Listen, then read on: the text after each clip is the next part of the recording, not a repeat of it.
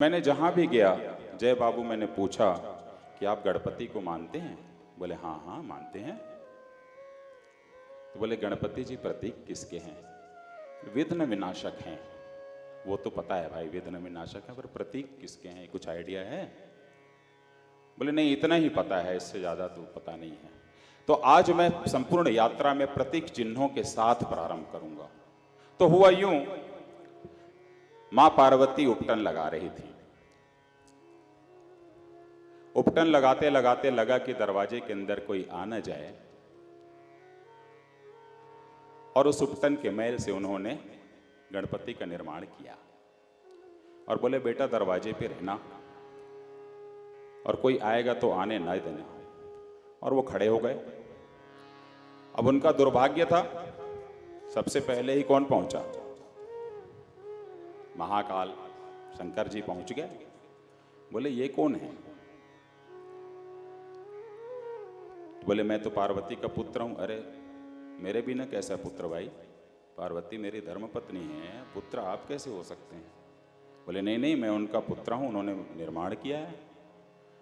गुस्सा आया शंकर जी को और उन्होंने उठाया और उनके गले को काट दिया, एक तरफ धड़ और एक तरफ सिर। पार्वती जी को पता लगा, क्रंदन करते हुए आई और बोली आपने क्या किया महाराज? ये हमारा पुत्र है। बोले अपना पुत्र? बोले हाँ मैंने निर्माण किया था अपने मैल से। बोले आपको बताना चाहिए था। क्यों? बगैर माता और पिता के संयोग से पुत्र और पुत्री पैदा हो सकते हैं क्या? नहीं। तो यहां तो गलती हो गई। तो बोले यहां ठीक है, आपको यदि दुख हो रहा है तो उसके उस सिर को तो नहीं लगा सकता, दूसरा एक सिर स्थापित करूंगा। और उन्होंने क्या स्थापित किया? हाथी का सिर। अब वो प्रतीक क्या है? इस ऊपर का हिस्सा गणपति का वो विश्वास का प्रतीक है, क्योंकि शंकर जी विश्वास के प्रतीक है। नीचे का हिस्सा श्रद्धा का प्रतीक है, क्योंकि पार्वती जी श्रद्धा की प्रतीक हैं। और जब श्रद्धा और विश्वास मिलता है तो विवेक का निर्माण करता है, और ये है गणपति।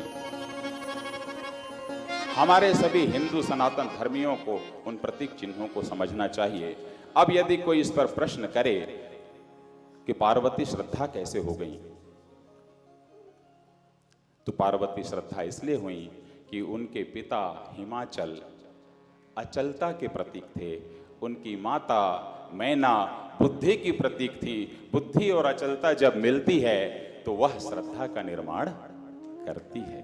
परंतु शिव तो निराकारी हैं, अजन्मे हैं, उन्हें किसी ने पैदा नहीं किया है। उनके ऊपर सांप भी विश्वास करता है, बिच्छू भी विश्वास करता है, भूत पिशाच भी करता है, रावण भी करता है, राम भी करते हैं। इसलिए स्वाभाविक रूप से वो विश्वास के प्रतीक हैं। तो हम एक रचना लेकर के आ रहे हैं गणपति वंदना के रूप में।